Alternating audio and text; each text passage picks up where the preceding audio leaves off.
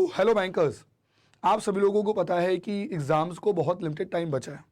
तो इसीलिए मैं लेके आया हूं आप लोगों के लिए मॉडल वाइज सीरीज़। तो हम लोग ने मॉडल ए को पूरा कर लिया है। आज करेंगे मॉडल बी के बहुत ही शानदार एमसीक्यू की प्रैक्टिस। और आपको मैं बताऊं, ये मॉडल बहुत इंपॉर्टेंट है, तो इसे पूरा देखिएगा। आइए चले देखते हैं पहला क्वेश्चन। चलिए, पहला क्वेश्चन आपके सामने है। मुझे बताइए इसका आंसर क्या होगा।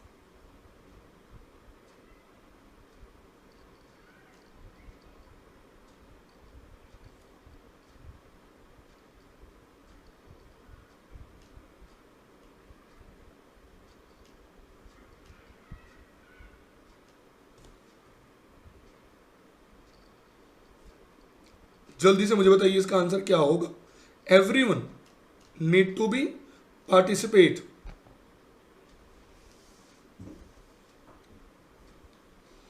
अगर किसी कस्टमर का जो इनकम लेवल, अगर मैं कहूं आपसे 4000 लाख रुपए से लेकर 120,000 लाख तक के रूप में है, तो उसे हम क्या कहें। क्या वो बिलोंग करता है मास अफ्लुएंट, क्या वो बिलोंग करता है सुपर अफ्लुएंट, क्या वो बिलोंग करता है हाई नेट वर्थ कस्टमर, या वो मास मार्केट है। मुझे बताइए क्या होगा। यहां पर सी और ए में लोगों का कंफ्यूजन है, तो मैं आपके कंफ्यूजन को दूर कर देता हूं। इसका आंसर होगा बी। अब बी क्यों है जरा समझिए, बी होने का रीजन समझिए। अगर आप अर्न करते हैं साल में 2 से 10, तो you are come in category of mass market. अगर आप बिलोंग करते हैं 10 to 50, तो आप मास अफ्लुएंट में आते हैं। अगर आप 50 to 400 के बीच में हैं, तो सुपर अफ्लुएंट आते हैं। अगर 400 to 4000 आते हैं, तो आप हाई नेटवर्थ कस्टमर आते हैं। और अगर आप 4000 से 120,000 तक जाते हैं, तो आप आते हैं सुपर अफ्लुएंट। और अगर 120 से अब है तो अल्ट्रा टैलेंटेड आप हैं, तो आप हो गए 6 नंबर में। ये ऊपर के जो तीनों पार्ट है ना, this is it is all about, ये रिटेल बैंकिंग में आता है। ओके, तो उम्मीद करता हूं कि आज के बाद आपका गलत नहीं होगा। एम आई राइट। चलिए अगला बताइए जल्दी से। गाइस, अगर इस प्लेटफॉर्म पे आप नए हैं तो डेली मेरे साथ करें मुलाकात। एंड वन रिक्वेस्ट मेरा सभी लोगों से है कि इस सेशन को लाइक करिएगा, नहीं तो आपके अकाउंट में वीडियो शो नहीं करेगा जून में, फिर आप लोग होंगे परेशान। और गाइस, आज शिवरात्रि सेल का लास्ट डे है, यानी कि सिर्फ ऑफर के लिए बचे हैं ओनली 5 घंटे। नहीं किए हैं तो यूज करें कोड राजीव और लीजिए बेनिफिट एवरीवन।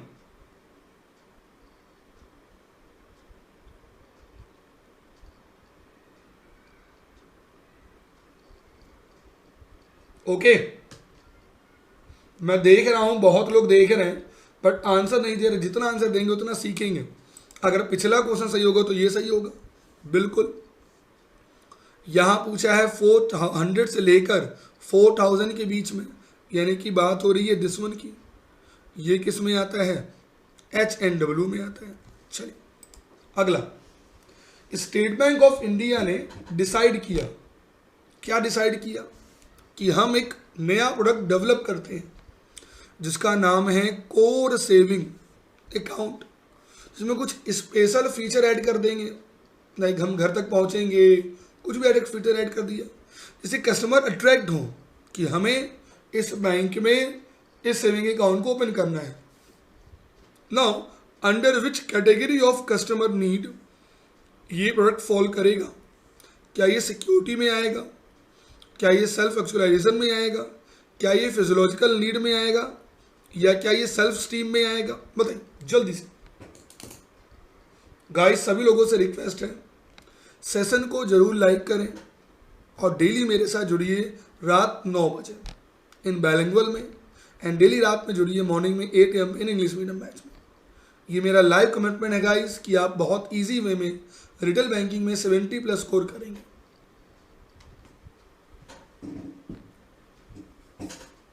चलिए तो चले आगे।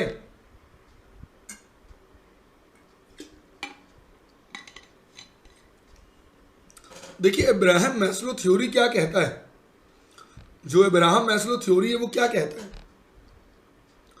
कि भाई मैंने किया 10+2+3 यानी मैंने किया ग्रेजुएशन, तो भाई मुझे जॉब चाहिए टू सर्वाइव। तो ये आपका हो गया आपकी बेसिक नीड, ये आपकी हो गई सर बेसिक नीड।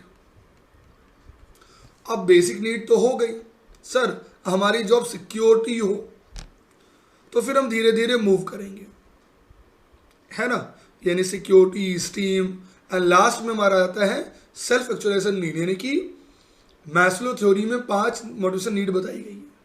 तो जब भी आपको याद कैसे करना है, जितने भी स्टेज हैं उनमें बैंक के जो जो प्रोडक्ट होते हैं उनको आपको याद करना है, ठीक है। तो यहाँ आंसर होगा क्यों, because core saving account, personal accidental cover या हाउसिंग लोन, ये तीनों आता है फिजियोलॉजिकल नीड में, ठीक है। चलिए अगला, बहुत ध्यान से इसको पढ़िए नहीं तो गलत कर देंगे। Which of the following is the fundamental assumption about customer for building retail banking product and services। जब भी कोई ऑर्गेनाइजेशन कोई भी रिटेल प्रोडक्ट सर्विसेज बनाती है तो वो कस्टमर के लिए क्या फंडामेंटल एजम्पशन सोचती हैं। कस्टमर आर डिफरेंट, सो उनकी एक्सपेक्टेशन एज पर their expectation. Need of the customer are same, each customer will have same set of need for financial service. ऐसे ही क्वेश्चन बहुत आएंगे एग्जामिनेशन में 1 मार्क्स के। Now the requirement of customer for financial services will be unique. Customer can be broadly group together based on their need pyramid.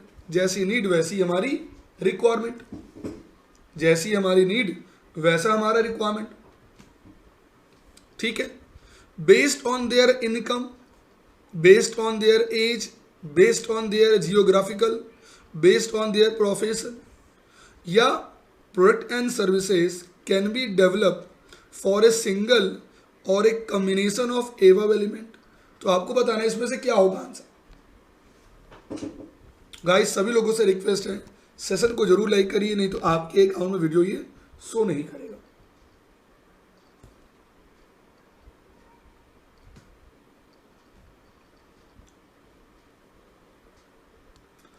तो उसका answer क्या होना चाहिए Sanjay sir, Kancha, Avantika, everyone let me know. तो यार एक बात याद रखना है, जब भी हम कोई प्रोडक्ट डिज़ाइन करते हैं तो कभी ये नहीं सोचते हैं कि सारे कस्टमर सेम होंगे। तो जहाँ भी सेम है वो तो सर गलत है। कस्टमर की नीड कभी सेम नहीं होती है। जैसे मुझे चाहिए कि हे भगवान मुझे एक अच्छी लड़की मिले, तो मेरी कुछ अलग रिक्वायरमेंट है शादी के लिए, समझिएगा मैं इजी बता रहा हूँ। दूसरी की अलग रिक्वायरमेंट होगी। अगर मैं एक यंगस्टर हूँ तो मैं कंज्यूमर लोन, कार लोन ज़्यादा प्रेफर करूँगा। अगर किसी का एज मान लो मेरी एज 75 ईयर है तो हम reverse mortgage loan scheme, LIC pension scheme, इन पर ज़्यादा फोकस करेंगे। तो दूसरा और तीसरा सर क्या है, गलत है। कभी भी कस्टमर सेम नहीं होगा। प्रणाम विदु जी, हाउ आर यू, कैसे हैं हमारे Sharma ji, how are you. हमारे शर्मा जी बहुत अच्छे हैं और हमारे शर्मा जी रीजनिंग के बहुत बड़े ज्ञाता है, प्रख्यात ज्ञाता है। तो इसका आंसर होगा हमारा ओनली 3। दैट मीन्स 1 भी सही है, 4 भी सही है, 5 भी सही है, 6 भी सही है एंड 7 भी सही होगा। तो आंसर इसका क्या होगा, आंसर इसका होगा 3। चलिए, which one of the following statement is appropriate. कौन सा ऐसा स्टेटमेंट है जो अप्रोप्रिएट है, आपको ये बताना है।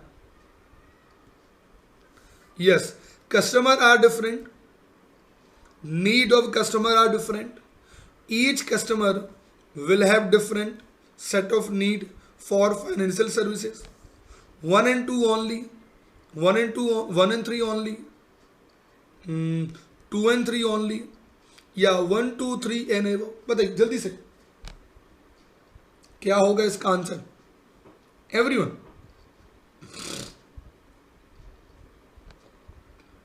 इजी है।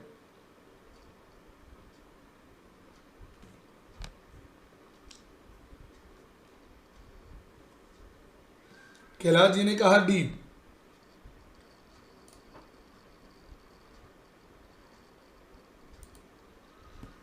इजी है तो सबको लगता है इजी है ना? इजी है तो सबको लगता है इजी है। चलिए, तो बिल्कुल इसका आंसर डी होगा, क्योंकि कस्टमर डिफरेंट होता है, उनकी नीड डिफरेंट होती है, एंड सभी कस्टमर का जो सेट ऑफ फाइनेंशियल नीड होती है वो एक जैसी नहीं हो सकती है। चलिए, इसको जरा ध्यान से अटेम्प्ट करिएगा सभी लोग, नहीं तो गलती करेंगे। विच one of the following statement, और गाइस एक बार और मैं सभी लोगों को कहना चाहूँगा, retail banking and wealth management को बहुत ध्यान से पढ़िएगा। इसके दो बेनिफिट्स हैं। पहला, इसके बहुत सारे ऐसे टॉपिक हैं जो आप पीपीबी में पढ़ेंगे। दूसरा, ये आपका लास्ट पेपर है।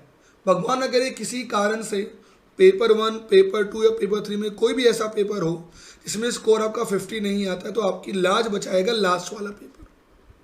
ठीक है, तो यहां क्या कह रहा है, जरा इसको ध्यान से समझिए कि in the introduction stage of A product जो सेल्स वॉल्यूम है वो हमेशा लो होगी, एंड जो रेवेन्यू आपको आता है वो उतना सफिशिएंट नहीं होगा कि कवर कर सके cost of producing, marketing and services.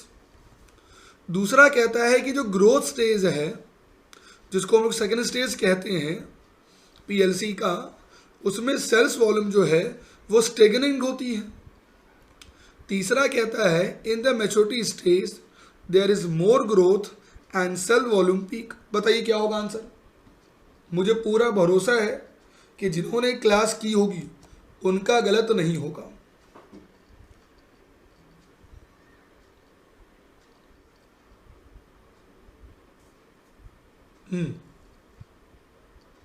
तो देखिए, 4 स्टेज होती है sir. Number 1 introduction stage, number 2 growth stage, number 3 maturity stage and number 4 decline.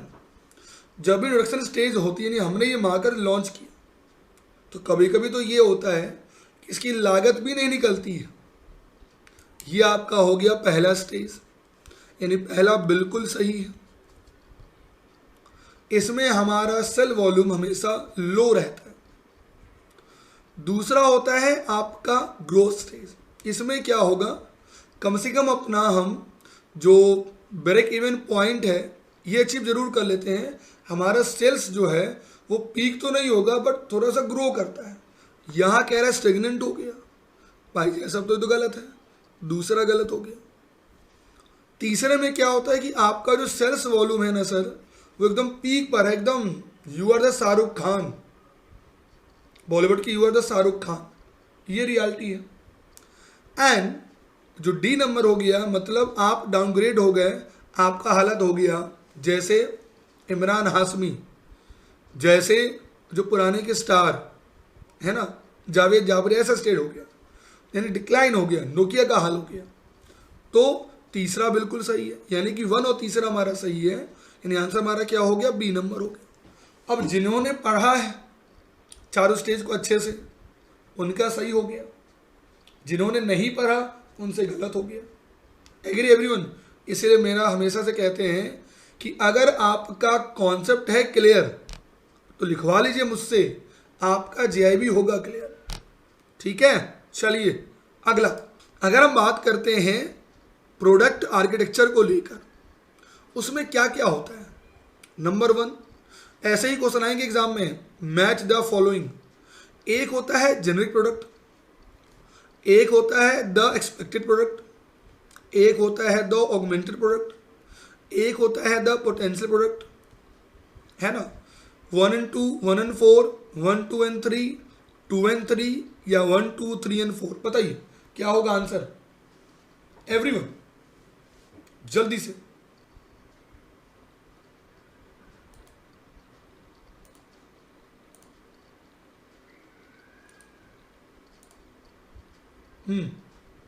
जल्दी से एवरीवन।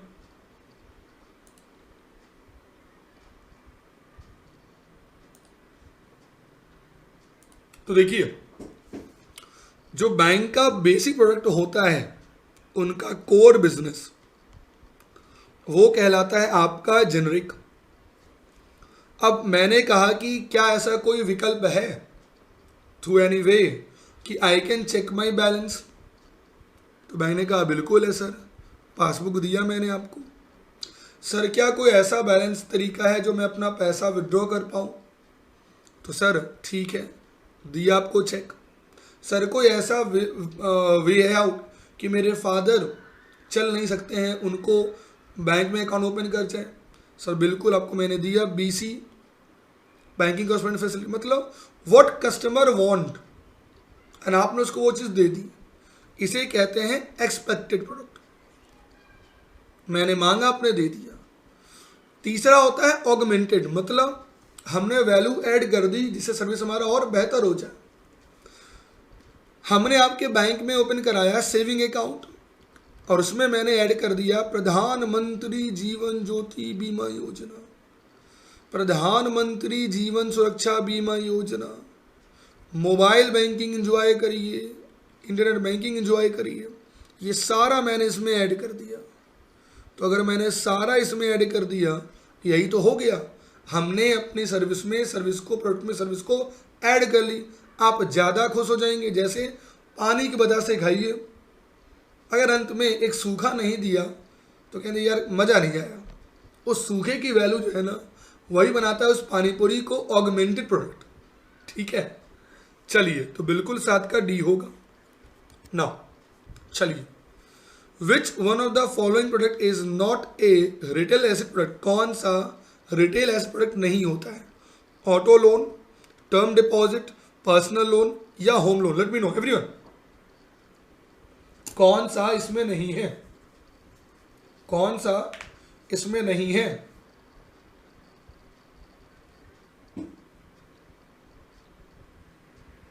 तो जब भी हम बात करते हैं एसेट्स की, मतलब लोन की, लोन तो नहीं होगा, ये भी नहीं होगा, ये भी नहीं। आंसर क्या हो गया?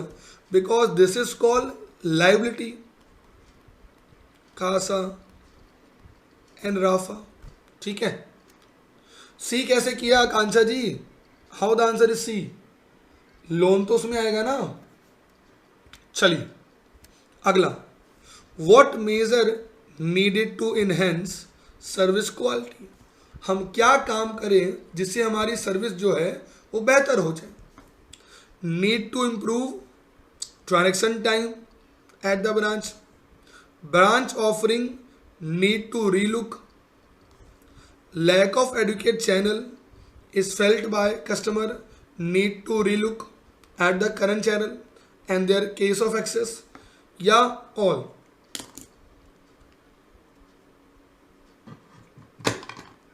जल्दी से आंसर बताइए क्या होगा।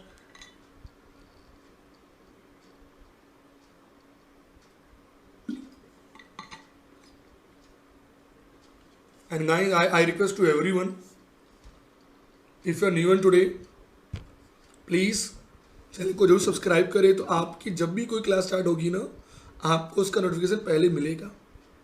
And do not wait, faith करें हम सभी लोगों पर, बिल्कुल अपने आप को इनरोल करें आज प्लान में और आज अपनी जर्नी को स्टार्ट करें।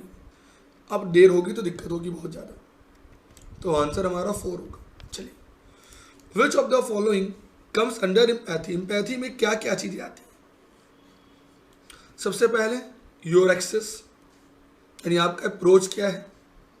दूसरा your communication, keeping customer inform in language that they understand, understanding the customer, making an effort to know customer in their need, या 4 हमारा ऑल होगा।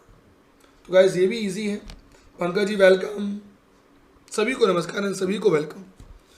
अभी इसके बाद 1 घंटे बाद मैं 9 PM पे फिर सेशन स्टार्ट करूंगा, और आज मैं एक बहुत इंपॉर्टेंट टॉपिक स्टार्ट करने वाला यूनिट, इसका नाम है रिटेल लायबिलिटी, मॉडल बी का ही यूनिट नंबर 5, 6, 8 स्टार्ट कर रहा हूँ। बहुत इंपॉर्टेंट, इसको जरूर अटेंड करिएगा। ठीक है, तो ऑल होगा। और पहला क्वेश्चन बहुत ही यूनिक है, आराम से पढ़िएगा गाइस, एकदम यूनिक, बहुत ही यूनिक है।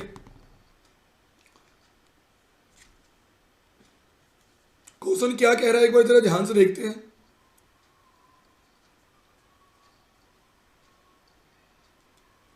कहता है हम सभी लोगों को पता है कि consequent to the deregulation of interest rate in saving bank account by RBI.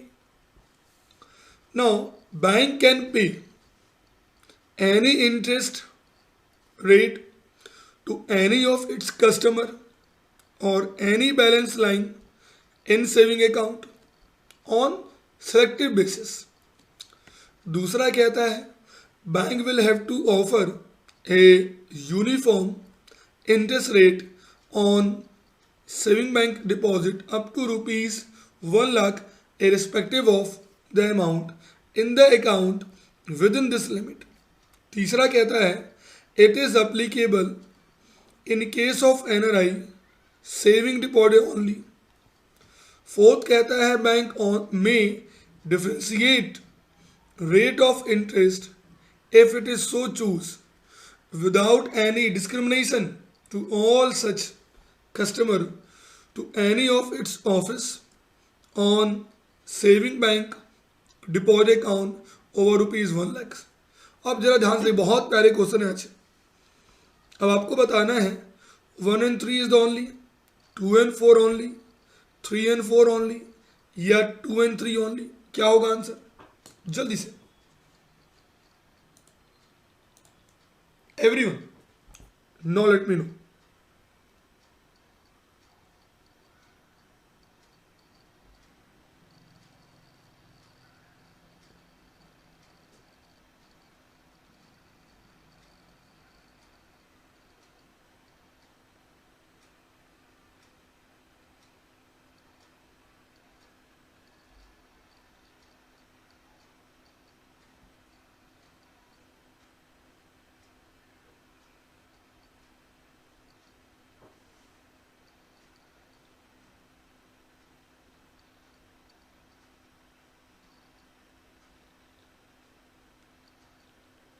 Now देखिए ये क्वेश्चन क्या कह रहा है, क्वेश्चन को समझिए।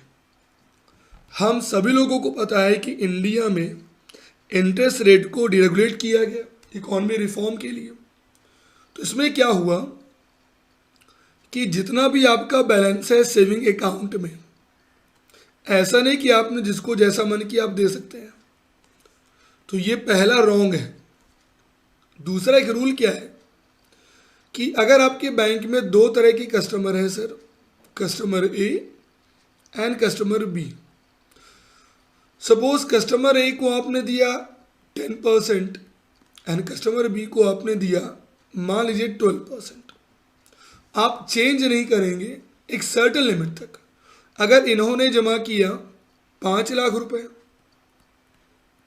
इन्होंने भी जमा किया 5 लाख रुपए, या सपोज इन्होंने जमा किया 10 लाख रुपए, तो रूल क्या कहता है कि 1 लाख रुपए तक अगर बात करते हैं एग्जाम्पल, तो दोनों को सेम होना चाहिए, यानी कि यूनिफॉर्म ऑफर रेट है ना। अगर एक अमाउंट है 1 लाख रुपए तक आपको सेम देना। हाँ, एक के बाद you can change your self. तीसरा कहता है, तो दूसरा हो सकता है सही, हो नहीं बिल्कुल सही। तीसरा कहता है it is applicable in case of NRI as saving deposit only. तो हम यहां कहेंगे ये बिल्कुल गलत है, ऐसा बिल्कुल नहीं है। फोर्थ कहता है बैंक में differentiate rate of interest if it is so choose without any discrimination to all such customer to any of its office on saving account over rupees 1। यानी आपको अगर मन है कि आप रेट ऑफ इंटरेस्ट अलग चूज करते हैं, तो उस केस में है कि 1 लाख रुपए के ऊपर आपको जो मन है वो डिसीजन लीजिए। तो यानी कि पहला, दूसरा एंड फोर्थ क्या होगा हमारा, सही होगा। गाइस ऐसे क्वेश्चन इस पर बहुत आए हैं अक्टूबर के एग्जामिनेशन में, और ऐसे क्वेश्चन आप तभी सॉल्व कर पाएंगे जब आपका कॉन्सेप्ट क्लियर है, नहीं तो आप बिल्कुल गलत करेंगे। तो अगर आपका कॉन्सेप्ट क्लियर नहीं है, अभी भी हमारे पास एम्पल टाइम है, अपने आप को इनरोल करें और डेली मेरे साथ जुड़िए। रात 9 PM पर जहां मैं एक एक टॉपिक को बहुत डिटेल में कवर करा रहा हूं, ठीक है ना। चलिए नेक्स्ट वन है, एक मिनट, यहां बाय मिस्टेक है, ये सी नहीं होगा, the answer is call B, the answer is call B. चलिए, क्रेडिट स्कोरिंग मॉडल, इंडिया में जितने भी क्रेडिट कंपनीज हैं वो आपको स्कोर देती है, तो ये जो स्कोर है ये किस पर बेस्ड है?